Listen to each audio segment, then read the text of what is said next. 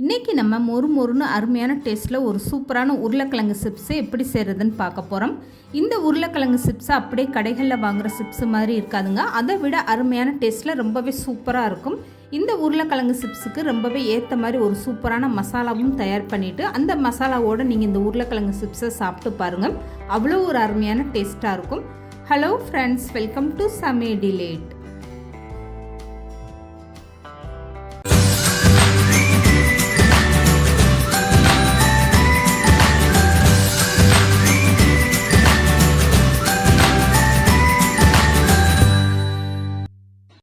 இப்போ இந்த உருளைக்கிழங்கு சிப்ஸ் செய்கிறதுக்காக 3 உருளைக்கிழங்கு இந்த மாதிரி நான் பெரிய உருளைக்கிழங்காக எடுத்திருக்கேன். எந்த அளவுக்கு உருளைக்கிழங்கு சைஸு பெருசாக இருக்கோ அதுக்கு ஏற்ற மாதிரி உங்களுக்கு சிப்ஸோட சைஸு பெருசாக இருக்கும். இந்த உருளைக்கிழங்கை ஃபஸ்ட்டு நல்லா மண் இல்லாமல் கழுவி எடுத்து வச்சுக்கோங்க. அதுக்கப்புறம் பார்த்தீங்கன்னா இந்த மாதிரி சிப்ஸு சீவிர சீவல் கடைகளில் கேட்டிங்கன்னா கிடைக்கும். இதில் வாழைக்காவும் சீச்சு எடுத்துக்கலாம். இதை கழுவிட்டு தண்ணி இல்லாமல் நல்லா தொடச்சி எடுத்து வச்சுக்கோங்க. இதுக்கப்புறம் ஒரு அகலமான தட்டு கீழே வச்சுக்கோங்க. இதுக்கப்புறமா சிப்ஸு சீவிர சீவலை டைட்டாக கையில் பிடிச்சிக்கோங்க. இப்போ உருளைக்கிழங்கு இந்த மாதிரி கையில் பிடிச்சிக்கிட்டு நல்லா டைட்டாக இந்த மாதிரி சீவி எடுத்துக்கோங்க. உருளைக்கிழங்கு சீவி எடுக்கும்போது ஒரே மாதிரியே நீங்கள் இப்படி மேலேருந்து கீழே இப்படி இழுத்து சீச்சு எடுத்துக்கோங்க. 2 பக்கமும் ஒரே மாதிரி நீங்கள் இழுத்தீங்கன்னா சிப்ஸ் முழுசாக உங்களுக்கு வராது. உருளைக்கிழங்கு பாதியாக உடஞ்சிட்டு தான் வரும். இப்போ பாருங்கள், இந்த உருளைக்கிழங்கு எந்த அளவுக்கு நல்லா லேசாக சீவி எடுத்தாச்சு பாருங்கள். ஒரே நேரத்தில் எல்லா உருளைக்கிழங்கும் சீவி எடுக்காமல் ஃபஸ்ட்டு ஒரு உருளைக்கிழங்கு இந்த மாதிரி நீங்கள் சீவி எடுத்துக்கோங்க. மொத்தமாக ஒரே நேரத்தில் எல்லா உருளைக்கிழங்கையும் இந்த மாதிரி சிப்ஸாக சீவி வச்சுட்டு அதுக்கப்புறம் பொரிக்கலாம்னு நினச்சி நீங்கள் அந்த மாதிரி செஞ்சீங்கன்னா உருளைக்கிழங்கோட கலர் மாறிடும். அதனால ஃபஸ்ட்டு ஒரு உருளைக்கிழங்கு இந்த மாதிரி நல்லா சீவி எடுத்துக்கோங்க. இப்போ பாருங்கள், உருளைக்கிழங்கு எந்த அளவுக்கு நல்லா லேசாக ரவுண்டாக வந்திருக்கணும். இப்போ சீவி எடுத்த உருளைக்கிழங்கு அந்த தட்டிலே நல்லா இப்படி பரப்பி விட்டுருங்க. இதுக்கப்புறமா ஒரு காட்டன் துணியை வச்சு இந்த மாதிரி உருளைக்கிழங்கு மேலே இருக்கக்கூடிய தண்ணியை இந்த மாதிரி லேசாக இப்படி ஒத்தி எடுத்துருங்க. இந்த மாதிரி எடுக்கும்போது உங்களுக்கு உருளைக்கிழங்குல இருக்கக்கூடிய தண்ணியெல்லாம் இந்த துணியில் நல்லா ஒட்டிக்கிறோம். இந்த மாதிரி நீங்கள் ஃபஸ்ட்டு தயார் பண்ணி எடுத்து வச்சுக்கோங்க. இதுக்கப்புறமா உருளைக்கிழங்கு சிப்ஸ் எப்படி பொரிச்சு எடுக்கிறதுன்னு பார்க்கலாம். இப்போ இதுக்காக நான் ஃபஸ்ட்டு ஒரு உருளைக்கிழங்கு இந்த மாதிரி சீச்சு எடுத்து வச்சுருக்கேன். இப்போ உருளைக்கிழங்கு சிப்ஸ் பொரிக்கிறதுக்காக இந்த மாதிரி எண்ணெய் நல்லா சூடாக இருக்கணும். உருளைக்கிழங்கு போட்டதுமே பாருங்கள் உங்களுக்கு எந்த அளவுக்கு நல்லா பொரிஞ்சு வருதுன்னு. இந்த அளவுக்கு எண்ணெய் நல்லா சூடாக இருந்தால் தான் உருளைக்கிழங்கு சிப்ஸும் உங்களுக்கு ஒரே ரவுண்டாக வரும். எண்ணெய் சூடு இல்லாமல் நீங்கள் உருளைக்கிழங்கு சேர்த்திங்கன்னா இந்த எண்ணெயில் உருளைக்கிழங்கு எல்லாமே சுருண்டுக்கிட்டு உங்களுக்கு சிப்ஸ் முழுசாக கிடைக்காது. உருளைக்கிழங்கு சிப்ஸ் பொரிக்கும் போது நீங்கள் உருளைக்கிழங்கு மொத்தமாக அள்ளி போடாமல் இந்த மாதிரி ஒவ்வொன்றா தனித்தனியாக எடுத்து போட்டுக்கோங்க. உருளைக்கிழங்கு ஒன்றோடு ஒன்று ஒட்டிக்கிட்டு இருக்கும். அதனால் இந்த மாதிரி நீங்கள் தனித்தனியாக எடுத்து போட்டுக்கோங்க. இப்போ உருளைக்கிழங்கு எல்லாமே எண்ணெயில் சேர்த்ததுக்கப்புறம் ஸ்டவ்வை மீடியமாக வச்சுட்டு அப்படியே கலந்து கொடுங்க. இந்த உருளைக்கிழங்கு சிப்ஸ் நல்லா பொரிஞ்சு வரணும். அதனால் ஸ்டவ்வை மீடியமாக வச்சுட்டு இந்த மாதிரி கலந்து கொடுத்துட்டே இருங்க. இப்போ பார்க்கும்போது உங்களுக்கே தெரியும் எண்ணெயில் இருக்க சலசலப்பெல்லாம் அடங்கி இந்த உருளைக்கிழங்கு எவ்வளோ சூப்பராக நல்லா செவந்து வெந்து வந்துருச்சு பாருங்கள்.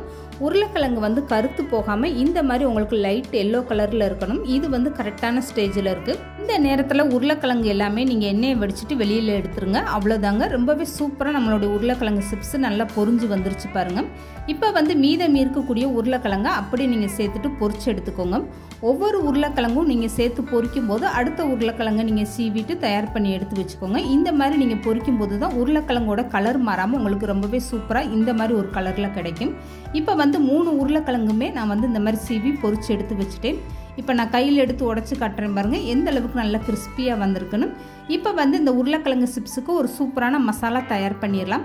இதுக்காக ஒரு பவுல் எடுத்துக்கோங்க. இப்போ 1 ஸ்பூன் அளவுக்கு சில்லி ஃப்ளேக்ஸ் சேர்த்துக்கோங்க. இப்போ 1/2 ஸ்பூன் அளவுக்கு காஷ்மீரி சில்லி பவுடர் சேர்த்துக்கோங்க. இது நல்ல ஒரு கலர் கொடுக்கும். இப்போ 1/2 ஸ்பூன் அளவுக்கு சாட் மசாலா சேர்த்துக்கோங்க. சாட் மசாலா உங்களுக்கு உப்போட டேஸ்ட் இருக்கும். அதனால் அதிகமான உப்பு சேர்க்காம இந்த சிப்ஸுக்கு குறைஞ்ச உப்பே நீங்கள் சேர்த்துக்கோங்க. இப்போ 1/2 ஸ்பூன் சாட் மசாலா சேர்த்ததுக்கப்புறம் 1/2 ஸ்பூன் அளவுக்கு மிளகுத்தூளும் 1/2 ஸ்பூன் அளவுக்கு உப்பும் சேர்த்துட்டு இதை 1 ஸ்பூன் வச்சு நல்லா கலந்து கொடுத்துருங்க. இந்த மசால் பொடி சேர்த்து நீங்கள் சிப்ஸு சாப்பிட்டு பாருங்கள். இதுவரை இந்த மாதிரி ஒரு டேஸ்ட்டில் நீங்கள் சிப்ஸு சாப்பிட்ருக்கவே மாட்டீங்க. இப்போ இந்த மசால் பொடி எல்லாமே நல்லா கலந்து கொடுத்தாச்சு பாருங்கள். மசால் பொடியை இந்த மாதிரி ஒரு பவுலில் சேர்த்துட்டு கலந்துட்டு அதுக்கப்புறமா நீங்கள் சிப்ஸில் சேர்க்கும் போது தான் இந்த மசால் பொடி எல்லா பக்கமே அந்த சிப்ஸு ஃபுல்லாமே உங்களுக்கு நல்லா படும். நீங்கள் தனித்தனியாக அப்படியே சிப்ஸு மேலே தூவிட்டு கலந்து கொடுத்தீங்கன்னா அது அவ்வளோ நல்லா இருக்காது. ஒரு பக்கம் உப்பு உரப்புமா உங்களுக்கு நல்லாவே கலந்து கொடுக்க வராது.